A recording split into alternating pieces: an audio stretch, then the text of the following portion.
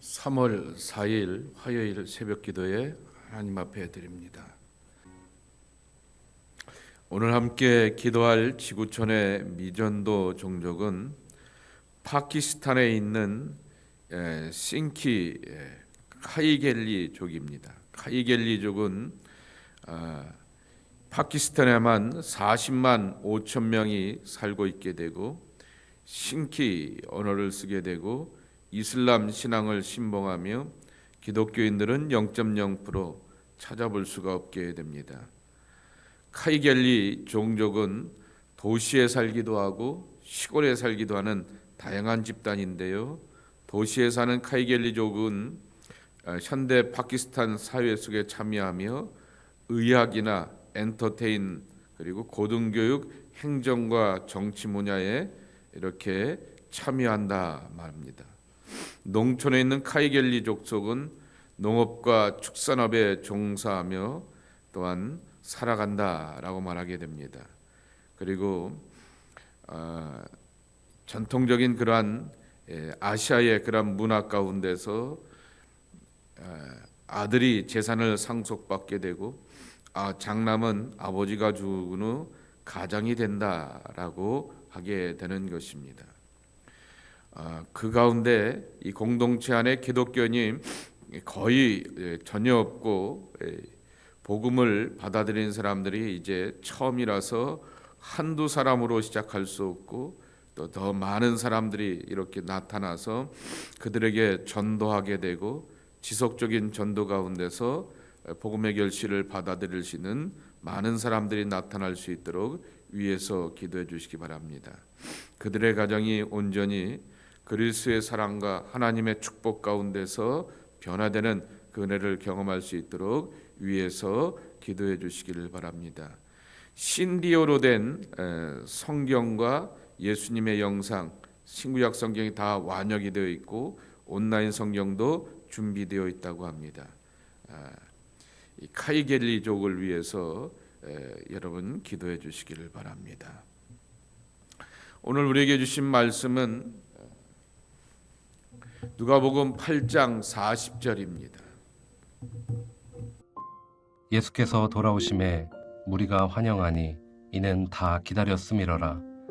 이에 회당장인 야이로라 하는 사람이 와서 예수의 발 아래 엎드려 자기 집에 오시기를 간구하니 이는 자기에게 12살 된 외딸이 있어 죽어가미러라. 예수께서 가실 때에 무리가 밀려들더라. 이에 12해를 혈루증으로 앓는 중에 아무에게도 고침을 받지 못하던 여자가 예수의 뒤로 와서 그의 옷가에 손을 대니 혈루증이 즉시 그쳤더라. 예수께서 이르시되 내게 손을 댄 자가 누구냐 하시니 다 아니라 할 때에 베드로가 이르되 주여 무리가 밀려들어 미나이다. 예수께서 이르시되 내게 손을 댄 자가 있도다. 이는 내게서 능력이 나간 줄 알미로다 하신대 여자가 스스로 숨기지 못할 줄 알고 떨며 나와 엎드려 그 손댄 이유와 곧 나은 것을 모든 사람 앞에서 말하니 예수께서 이르시되 딸아 내 믿음이 너를 구원하였으니 평안히 가라 하시더라. 아직 말씀하실 때에 회당장의 집에서 사람이 와서 말하되 당신의 딸이 죽었나이다. 선생님을 더 괴롭게 하지 마소서 하거늘 예수께서 들으시고 이르시되 두려워하지 말고 믿기만 하라. 그리하면 딸이 구원을 얻으리라 하시고 그 집에 이르러 베드로와 요한과 야고보와 아이의 부모 외에는 함께 들어가기를 허락하지 아니하시니라. 모든 사람이 아이를 위하여 울며 통곡하매 예수께서 이르시되 울지 말라. 죽은 것이 아니라 잔다 하시니 그들이 그 죽은 것을 아는 고로 비웃더라. 예수께서 아이의 손을 잡고 불러 이르시되 아이야 일어나라 하시니 그 영이 돌아와 아이가 곧 일어나거늘 예수께서 먹을 것을 주라 명하시니 그 부모가 놀라는지라. 예수께서 경고하사 이 일을 아무에게도 말하지 말라 하시니라. 지난 주일날 제가 설교의 결론으로 말씀을 드렸듯이 거라사 지역에서 정신이 온전치 못하고 벌거벗고 자기 몸을 자해하며 무덤 가운데 살고 있는 수치를 모르는 군대 귀신 들린 자를 깨끗하게 고치게 되었지만은 돼지떼가 몰살하게 되니 돼지떼의 주인들과 그 지역 사람들이 예수님, 우리 동네에는 계시지 마세요 라고 하면서 예수님을 향하여서 거절하고 배척하게 되었습니다. 근데 오늘 40절은 이렇게 시작합니다.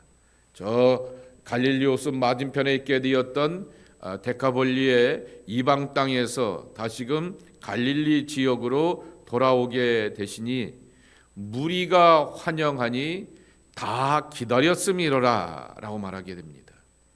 여기에 12의 혈류증 걸리게 되었던 여인의 고침과 구원이 임하게 되었고 회당장 야이로의 딸이 죽었다가 살아나며 하나님의 구원을 경험하게 되는 것입니다. 예수를 환영하는 것에, 예수를 기다리는 것에 하나님의 구원이 임하는구나 라고 하는 사실을 우리에게 들려주고 있습니다.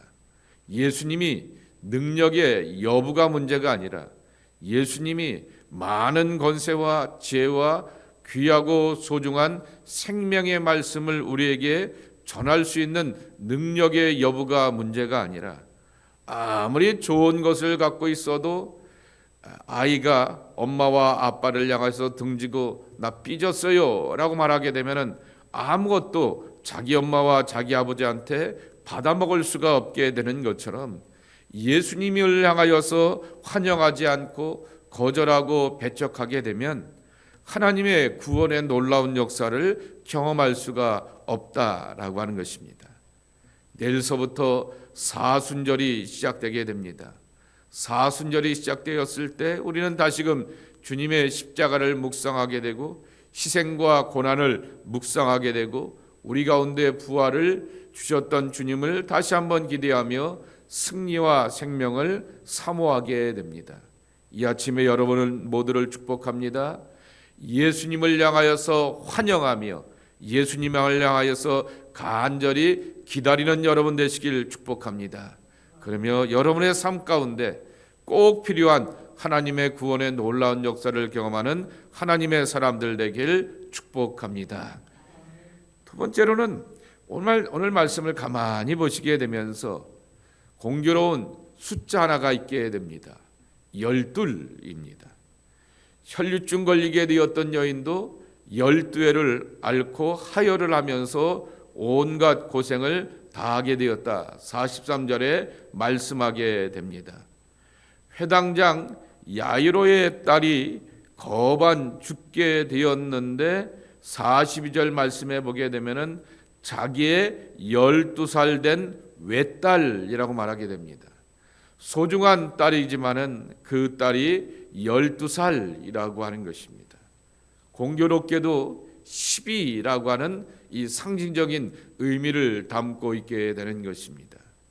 예수님의 12제자를 떠올릴 수도 있게 되지만은 이스라엘의 12지파를 떠올리게 되면서 이스라엘 사람들 전체에게 하나님의 구원이 필요하다라고 하는 것입니다. 회당장입니다. 유대인 가운데서 존경받는 종교 지도자이고 백성들로부터 대표적인 그러한 상징적인 신앙의 어른이 바로 회당장입니다. 그런데 그 회당장의 소중한 외딸이 죽어가게 되었다라고 말하게 됩니다. 12회를 혈류증으로 앓고 있었다라고 소개하게 됩니다.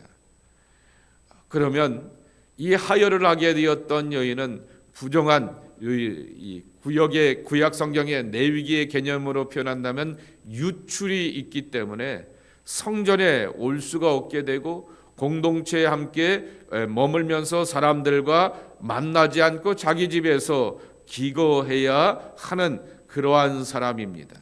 그런데 그러한 사람이 공동체 안으로 우르르 수많은 사람들 가운데 몰려들게 되었고 그리고 거룩하신 예수님을 향하여서 옷자락을 만지는 그와 같은 간절함을 보이게 되었지만은 유대인의 율법으로 보게 되면은 굉장히 경건하지 못하게 되었던 아주 돌발적인 행동을 하게 되었던 것입니다. 열둘이라고 하는 상징인 것이죠. 탁월한 종교인에게도 자기의 힘으로 할 수 없게 되는 그러한 재앙과 질병이 삶 가운데 경험하게 되는 것이고, 사람들로부터 잊혀지게 되었고 소외되었고 공동체에 함께 어울려서 나오면 안 되는 여인도에게도 예수님이 계심으로 말미암아 고침을 받게 되었다라고 하는 것입니다. 굳이 예수님께서 누군가를 향하여서 고침을 받게 되었던 것을 향하여서 그녀의 얼굴만을 바라보게 되면서 정말 웃어주시거나 한마디 지나가면서 툭 던지면서 내가 구원받았어, 고침받았어 라고 하면서 말씀해 주실 수도 있음에도 불구하고 45절과 46절 말씀해 보게 되면은 내게 손을 댄 자가 누구냐라고 이렇게 묻게 됩니다. 베드로의 대답이 합리적입니다. 예수님, 여기 수많은 사람들이 있게 되어서 예수님을 둘러싸고 있으니 수많은 사람들이 예수님을 몸에다가 손을 대는 것이 어떻게 보게 되면은 당연할 수밖에 없지 않겠습니까? 그러니 누가 그렇겠습니까? 라고 하지만은 예수님은 온전히 고침받고 구원받은 이 여인을 의도적으로 끄집어내어서 하나님 앞에 영광을 돌리게 하며, 그리고 그녀에게 구원의 확신과 위로와 평강을 더하여 주시기를 원하셨다라고 하는 것입니다. 그러한 맥락 가운데서 또 하나 놓치지 말아야 될 개념은 뭐냐라고 하는 것이면 48절 말씀에도 있게 되고요, 50절 말씀에도 있는 것처럼 혈류증 걸린 여인을 향하여서 내가 고침받았다라고 말하지 않았습니다. 내가 구원받았다라고 말하게 됩니다. 50절 말씀에도 보게 되면은 회당장 야이로의 딸의 집으로 가게 되었고 그 딸이 이미 죽었기 때문에 예수님을 더 이상 귀찮게 하거나 괴롭게 하지 않는 게 좋겠다라고 말하게 되었을 때 50절에 예수님이 이렇게 말씀하십니다. 딸이 회복되리라 소생하리라 라고 말씀하지 않고 구원을 얻으리라 라고 말씀하게 되는 것입니다. 이 여태껏 구약의 엘리야와 엘리사와 같은 탁월한 하나님의 종들은 재앙과 질병을 고치면서 죽은 자도 살리는 기적과 능력을 베풀기는 하였지만은 그들에게는 구원하시는, 사람을 구원하시는, 스스로가 결단하고 고백하며 하나님 앞에 나오게 되는 은혜는 있게 되었지만은 온전한 구원이라고 하는 것은 예수님만이 하실 수 있다라고 하는 사실을 분명하게 보여주고 있습니다. 여러분이 잘 아시듯이 누가는 의사입니다. 그래서 죽은 자가, 질병에 걸렸던 사람이 깨끗하게 고침받는 것에 대하여서 누구보다도 정확하게 잘할 수 있는 그러한 통찰력과 경험과 지혜를 갖고 있는 사람이었지만은 예수님께서 행하심은 고침의 역사, 기적의 역사, 회복의 역사가 아니라 사람이 하나님의 사람으로 서 있고 하나님 앞에서 온전해지는 전인적인 구원이다라고 하는 사실을 선포하여 주셨던 것입니다. 이것을 이렇게 다른 말로 바꿔볼 수가 있습니다. 딸이 구원을 얻으리라 라고 말씀하시게 되었던 이 말의 뜻은 바로 전인적인 치료라고 하는 것입니다. 전인적이라고 하는 얘기는 사람이 몸, 육체를 갖고 있게 되고 마음을 갖고 있게, 혼을 갖고 있게 되고 영을 갖고 있게 되는데, 구원은 받게 되었는데 생각과 말이 형편없게 되면 그것은 전인적인 구원이라 과연 말할 수 있을까라고 하는 것입니다. 그 모든 것들을 예수님께서는 깨끗하게 고치시고 온전하게 세워주셔서 말과 행실과 삶 가운데서 하나님의 온전한 구원이 있었음을 분명하게 선포하여 주셨다라고 하는 것입니다. 그래서 오늘 말씀의 제목과도 이어지게 되는데 예수님께서 이렇게 선포하시게 됩니다. 50절 말씀해 보게 되면은 예수께서 들으시고 이르시되 두려워하지 말고 믿기만 하라 그리하면 딸이 구원을 얻으리라 하시고 그랬습니다. 믿음의 반대가 뭐냐라고 하게 되면 두려움과 염려라고 하는 것입니다. 분명히 이렇게 말하지 않으셔도 됩니다. 아니야, 내가 조금 있으면 뭔가를 해볼 테니까 기다려라고 이렇게 말할 수도 있고요.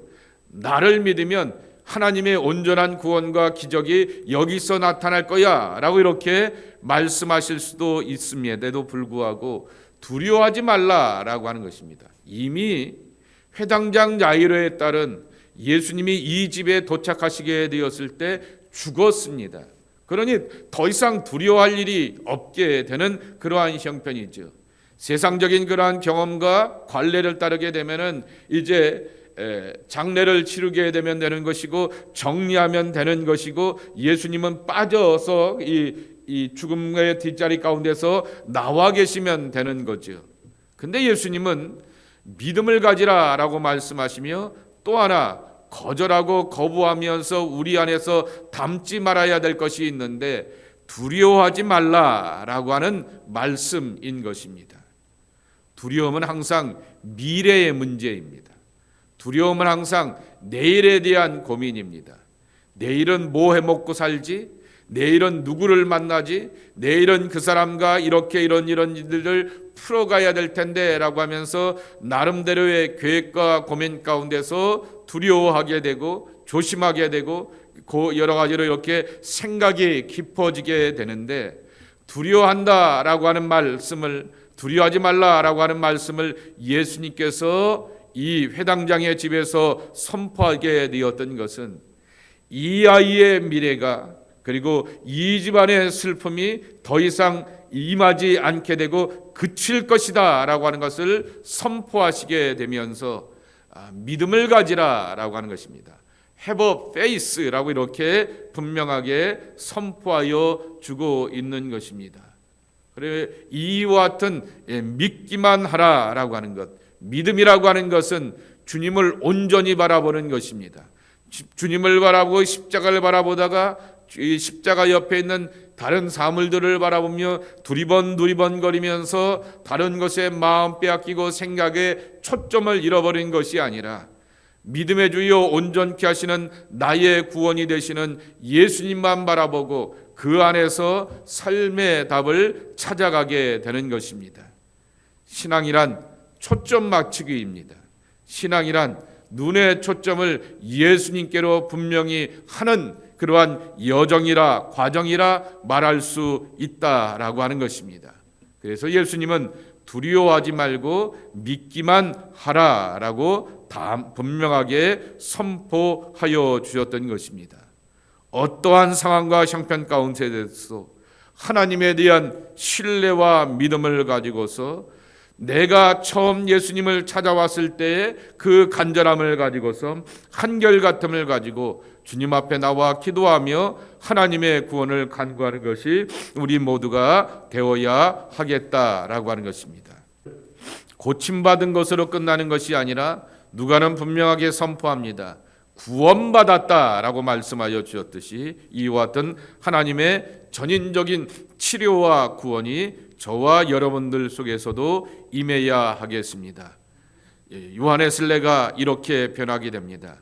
나는 이미 구원받았고 나는 지금 구원받고 있고 나는 앞으로도 구원받을 것이다 라고 고백하고 있게 되는 것입니다. 우리는 예수님으로 인하여서 날마다의 구원을 경험해야 됩니다. 분명히 저는 예수 믿어서 어제의 문제에 대해서 해결받게 되었던 어제의 구원의 완성이 있습니다.